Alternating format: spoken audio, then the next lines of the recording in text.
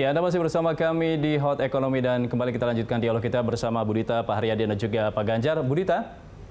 Ya, Bu Dita, ini terkait dengan daya beli masyarakat. Ketika memang UMP ini dinaikkan, kan ini salah satu upaya untuk meningkatkan daya beli masyarakat juga. Nah, sementara pemerintah sendiri kan banyak juga stimulus yang diberikan kepada masyarakat.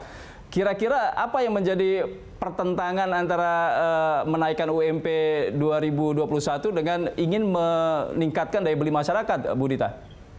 Sebetulnya tidak bertentangan ya, karena keputusan dalam surat edaran ini mencoba mencari jalan tengah seperti yang saya sampaikan tadi, agar industri masih tetap bisa berjalan, tapi pekerja tidak dirugikan dengan situasi yang memang tidak menguntungkan ini. Nah, meskipun UMP tidak naik, tadi seperti saya sampaikan bahwa ada bantalan-bantalan atau tambahan-tambahan yang sudah dipersiapkan pemerintah. Bantuan subsidi upah misalnya, itu yang kita berikan pada pekerja bergaji di bawah 5 juta, itu total nilainya 2,4 juta rupiah. Dibagikan 2 termin 1,2 juta rupiah. Sudah terdistribusi hampir ke 12 juta pekerja, termasuk guru honorer, dan tenaga pendidik honorer, itu juga menjadi perhatian kita. Nah, kemudian ada juga kartu prakerja misalnya yang masih dibuka sampai sekarang, yang setiap bulan juga diberikan bantuan 600.000 selama 4 bulan juga, plus pelatihan online, sehingga ada peningkatan kompetensi sekaligus subsidi. Lalu masih ada pembebasan pajak, kemudian untuk perusahaan juga relaksasi pembayaran BPJS Ketenagakerjaan, juga tentu ada BLT untuk pekerja-pekerja informal yang tidak terdaftar dalam BPJS Ketenagakerjaan.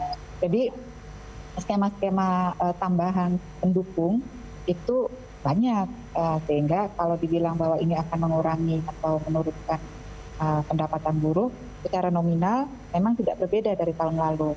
Tapi kan kemudian juga ada tambahan program-program tadi, plus data BPS menunjukkan kita baru berani bertindak setelah ada data BPS yang mengatakan memang terjadi deflasi dari Juli, Agustus sampai September. Jadi tidak terjadi inflasi kenaikan barang, tapi justru cenderung turun, minimal stabil. Itu makanya kita cukup berani mengambil putusan ini. Oke, dengan adanya program-program stimulus ini tentunya bisa tetap mendongkrak daya beli masyarakat ya, Bu Dita ya. Kalau dari Provinsi Jawa Tengah sendiri, bagaimana Pak Ganjar? Apa program-program alternatif yang diberikan kepada para pekerja yang ini kabupatennya tidak naik UMP-nya, begitu Pak Ganjar? Sebenarnya kita banyak yang kita mesti lakukan memang dan sedang kita lakukan. Umpama begini, kalau mereka yang kena PHK terus mau bagaimana? Kita negosiasi dengan pengusaha, dengan buruh. Tapi kalau sudah tidak dapat pekerjaan, kita mesti menciptakan pekerjaan kan. Maka pada saat inilah kita lakukan pelatihan. Fasilitas yang diberikan oleh pusat sudah banyak. Tugas daerah adalah mempercepat itu dan mengeksekusi itu. Makanya kenapa saya juga ngapain sih Pak Ganjar setiap minggu di IG-nya jualan hashtagnya Lapak Ganjar?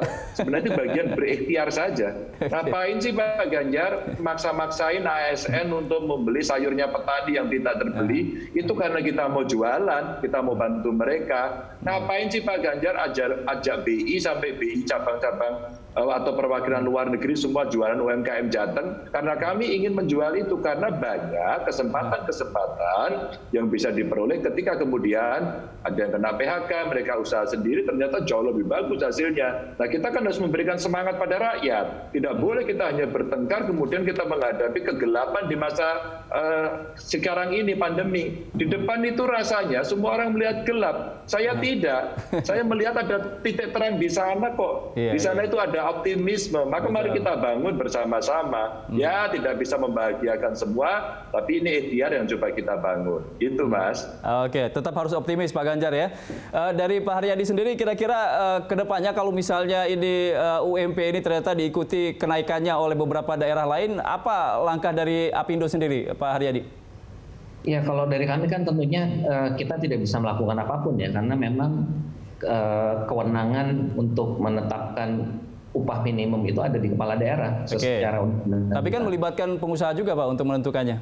Ya memang kalau berbicara di Dewan Pengupahan Daerah itu selalu ada dua titik yang sulit ketemu antara pengusaha dan pekerja, ya itu selalu seperti itu. Tapi menurut pandangan kami adalah memang keputusan semuanya itu akhirnya kan pemerintah yang harus mengambil keputusan. Nah disinilah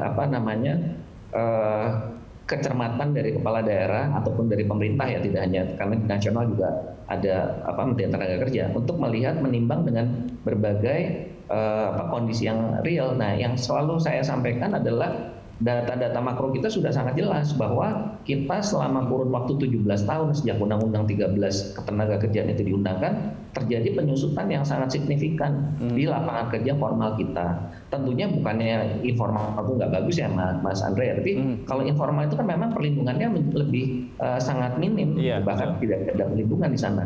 Nah, negara kalau mau maju itu adalah memang sektor formalnya yang harusnya besar gitu. Nah, ini yang tidak tercapai Mas. Jadi kalau kita melihat dari data kesejahteraan sosial penerima subsidi kita tuh 40% dari populasi, dan itu yang pendapatan mereka itu yang sangat jauh di bawah dari upah minimum. Nah, hal-hal ini kan yang juga tidak pernah kita bahas secara tuntas ya. Baru inilah nanti di dalam Undang-Undang Cipta Kerja ini yang kita harapkan akan memberikan angin segar untuk terjadi penyerapan yang lebih luas. Demikian Mas. Oke, terakhir Pak Haryadi, kira-kira apa yang harus dilakukan implementasi ketika Undang-Undang Cipta Kerja ini sudah disahkan oleh Presiden Joko Widodo? Apa langkah awal ini yang akan dilakukan oleh pengusaha? Ya, yang jelas bahwa di undang-undang itu kan sudah sudah menjawab banyak masalah tentang penyelesaian mengenai hambatan-hambatan yang dihadapi oleh dunia usaha di dalam upaya penciptaan lapangan kerja. Jadi sepanjang bahwa semua pihak itu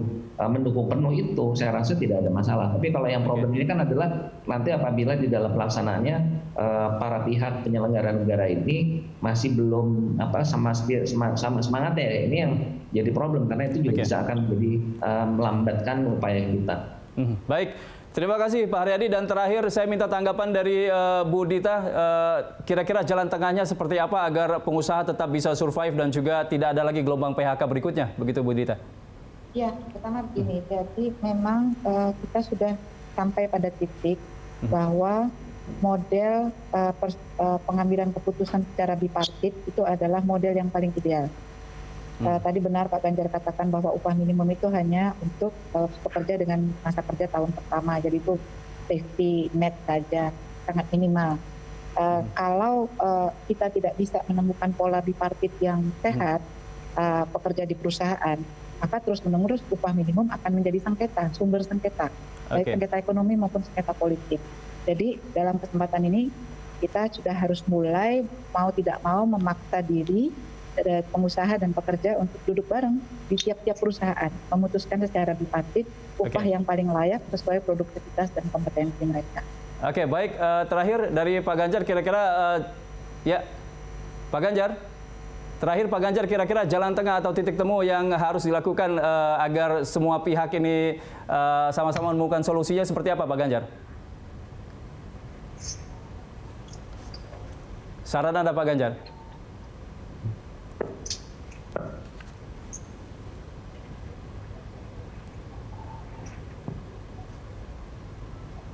Silakan ngobrol dengan kami dari Pemprov, kita siapkan, Disnaker siap, saya siap, kita bisa berembuk bagaimana yang paling baik. Mari kita buka data yang paling jujur, berintegritas, agar antara pengusaha dengan buruh juga sama-sama bisa memahami. Sehingga pemerintah ketika melakukan atau memberikan keputusan itu sudah disadari, akan diikuti dan dirasakan oleh pengusaha buruh dan masyarakat. Begitu Mas.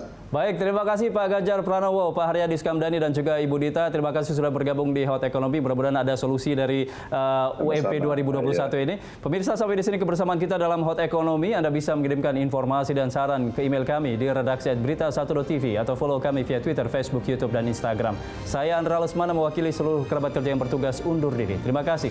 Sampai jumpa.